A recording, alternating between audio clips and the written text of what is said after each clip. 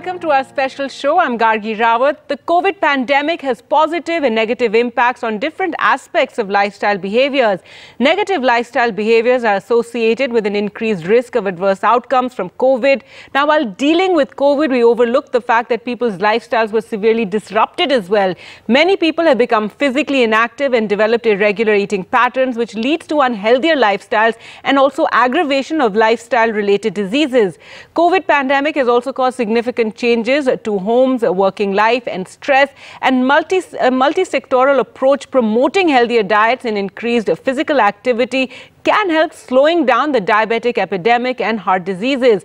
Beat diabetes myths versus facts will impact and help a large number of people to prevent or control metabolic disorders.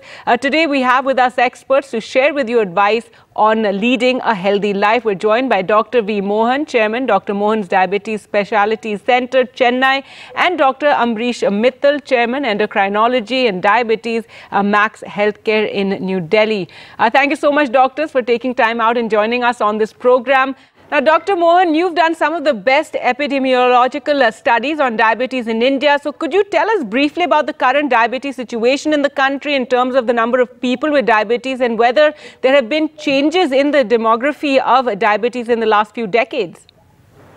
Thank you very much. Today we have close to 80 million people with diabetes in India, but that's not the frightening thing.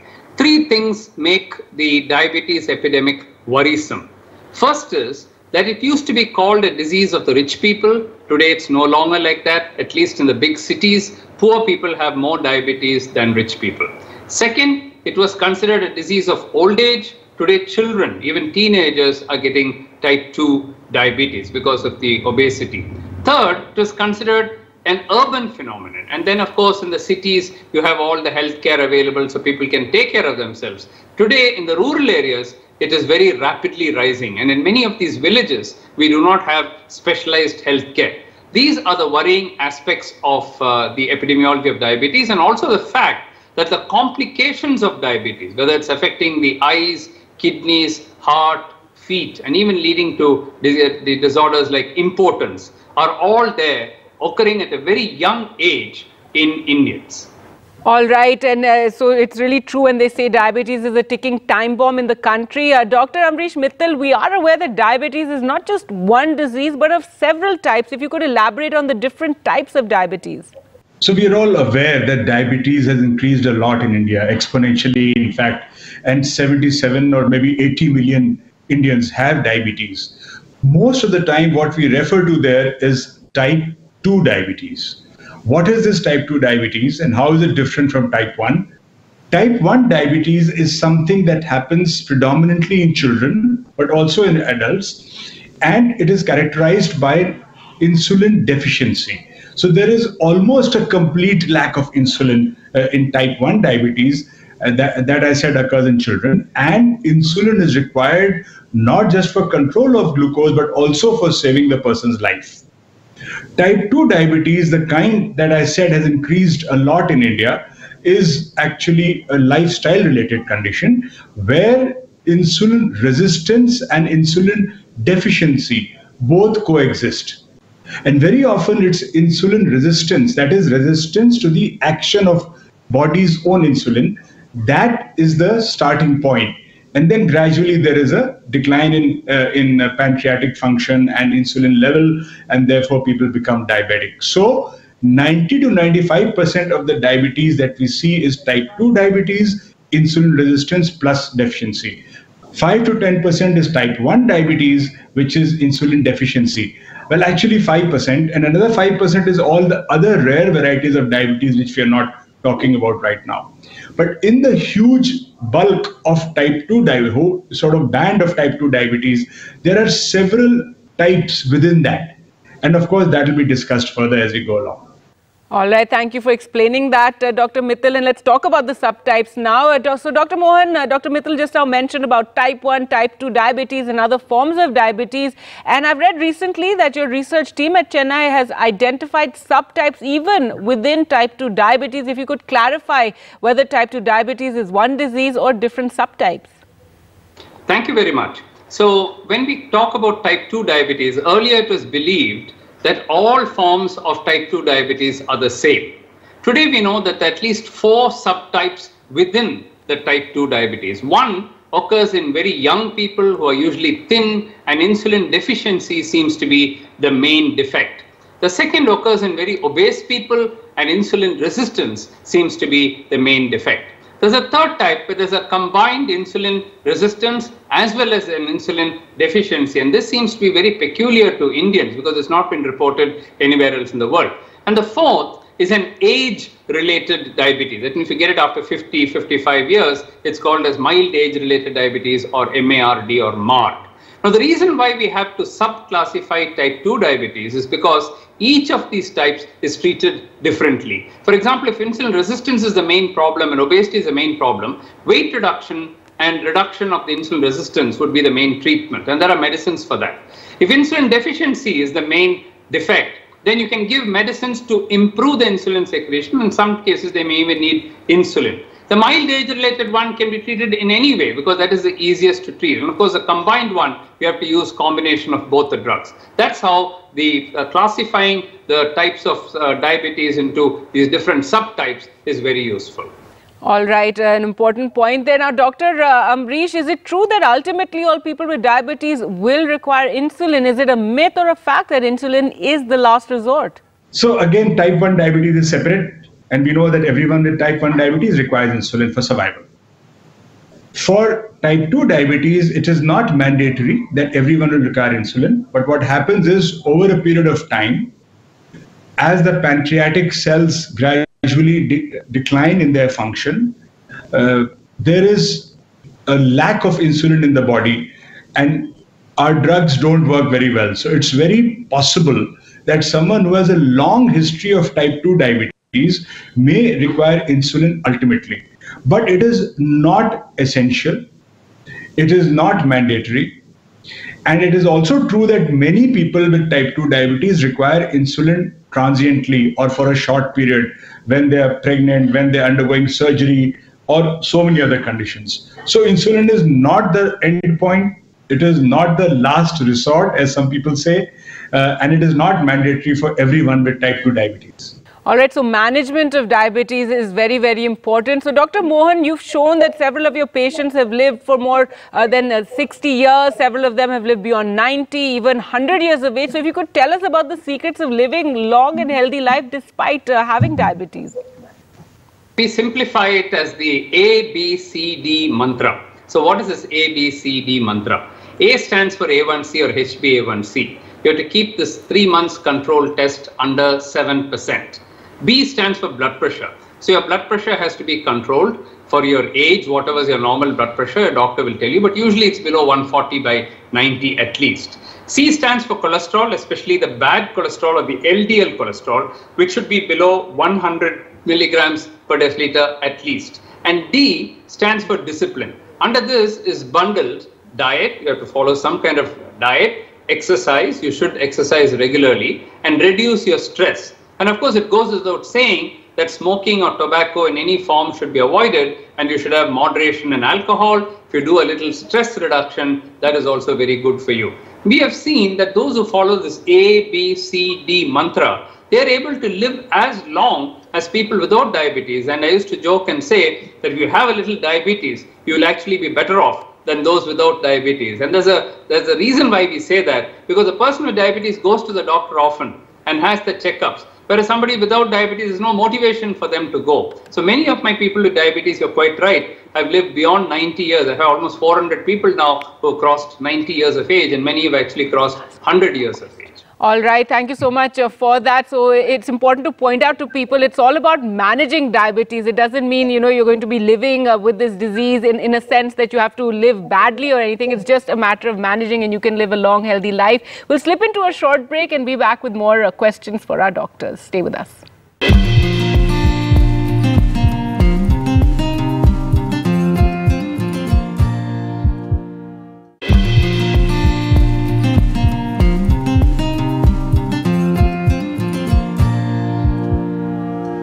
Welcome back. You're watching Beat Diabetes, Myths versus Facts. We're talking about living with diabetes and we're joined by our doctors. Dr. Amrish Mittal, what are the benefits of newer drugs of diabetes beyond glycemic control?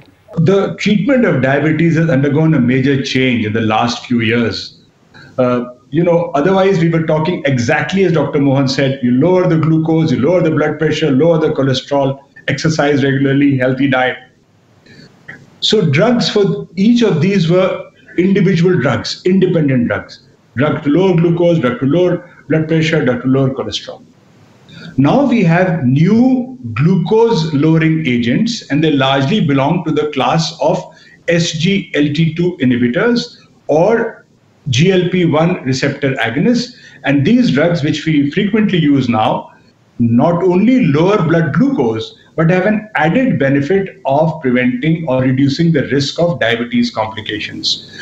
In particular, the data about reducing the risk of heart failure, even heart attacks, and also the risk of reducing progression of kidney disease, which, as you know, is a major complication of diabetes. That has been seen with these new agents.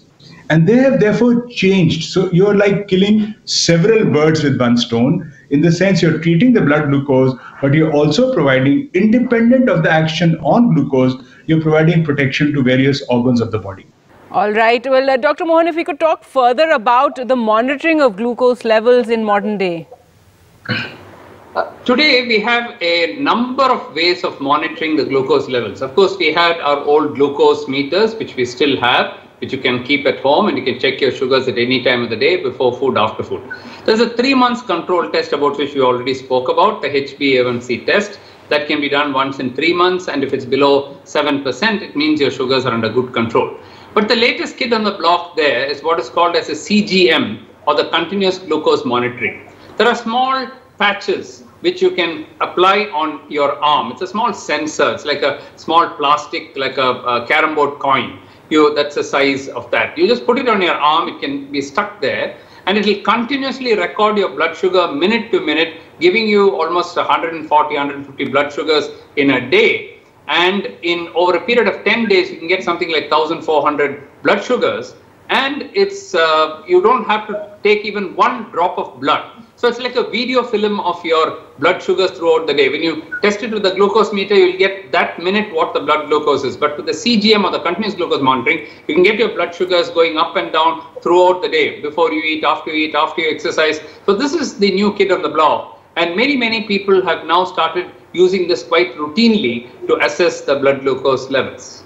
All right, Dr. Amrish Mittal, so now we come to the importance of exercise and diet in managing diabetes.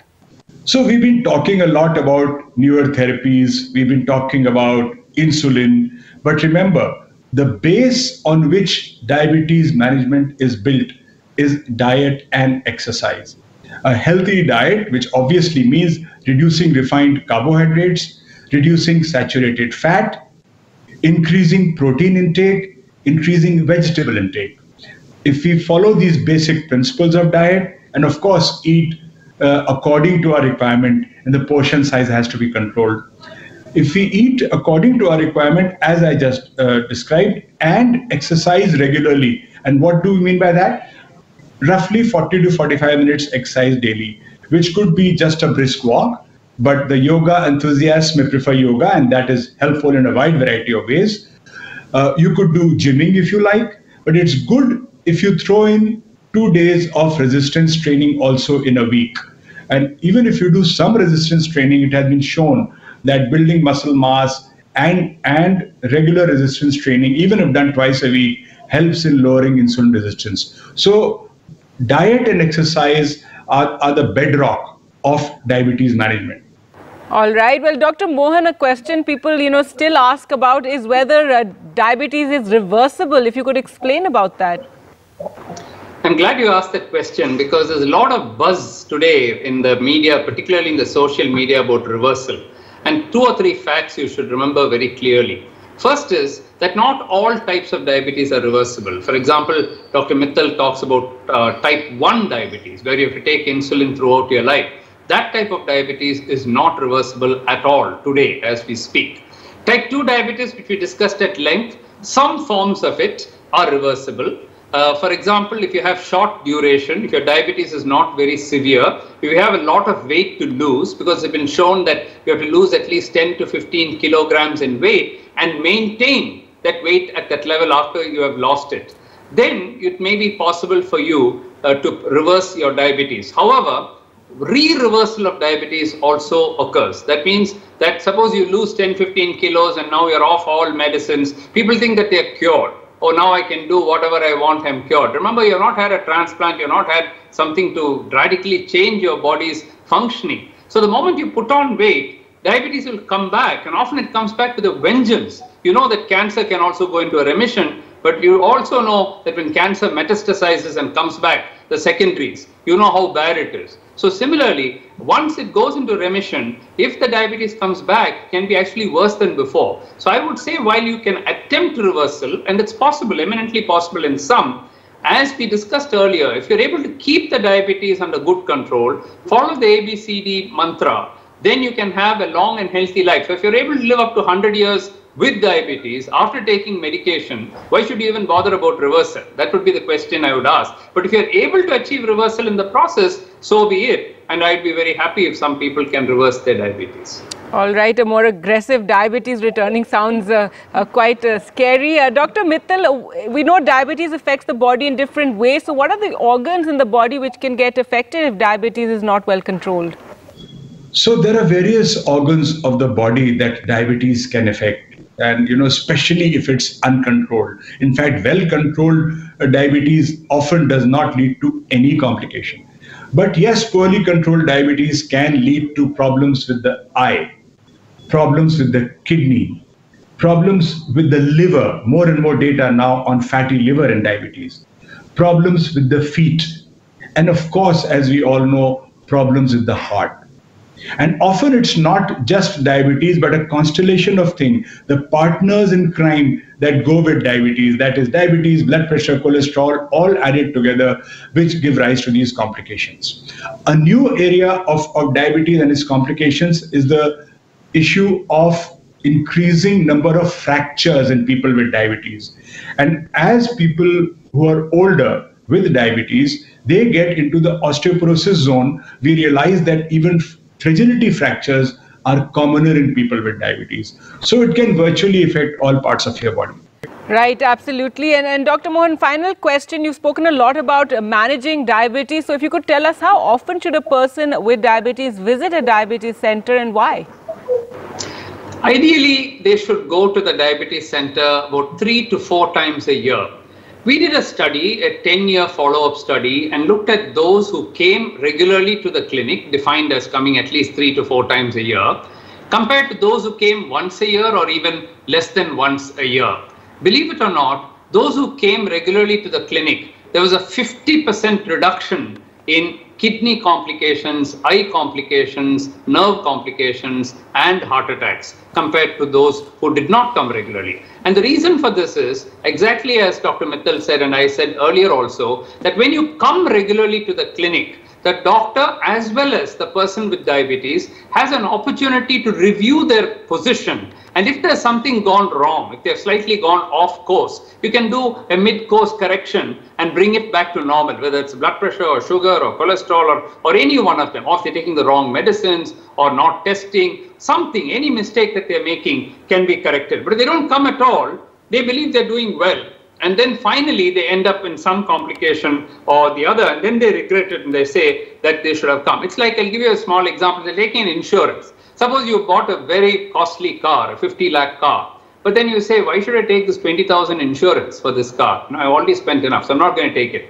And then you come out of the showroom and then you have an accident and you have to spend 10 lakhs on that. So if the car got bashed up, since you didn't have insurance, you have to now spend 10 lakhs. If you only spend 20,000 on that insurance, you wouldn't have had to spend anything. So going for a regular checkup is like taking insurance, and you can protect all the organs and most importantly, have a long and healthy life despite diabetes. Well, on that note, thank you so much, doctors, for joining us on this program. A lot, I hope our viewers have learned about managing of diabetes. Thank you for joining us, and thank you all watching at home. Goodbye.